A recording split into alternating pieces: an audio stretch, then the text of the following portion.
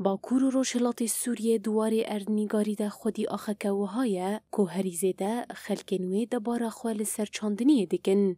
یک جوانجی زیتونن که نها جدکار دست به برهف کرنا وان دکن.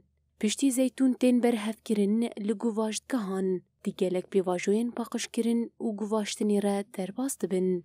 لباجاری من بجی موسما برهف کرنا زیتونان بر بداوی وده چه؟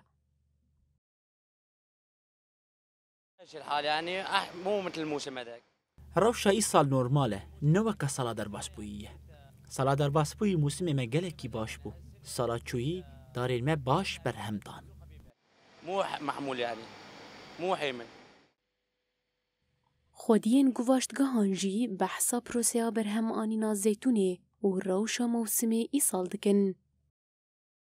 يمشي يعني بتأخر له بجوز ساعتين 5 ساعات حسب الزحمة الموجودة هون فيه. جبو هسان کرنا کارن جودکاران مگلک تدبیر ورگرتنه. جودکار زیتونین خواتینن آنجی راندووی وردگرنو امجی وان دو گواشتگاهان را در باستکن. دو گواشتگاه دا گلک آمور هنه که دسپیک زیتونان پاقش دکن. پشتره زیتون چند پروسیندن رجی در باست بن. ریفبریا سوتمنیه جی به مرا تو کیمانیا ناکه و مازوتا پیویست پیشکشت که.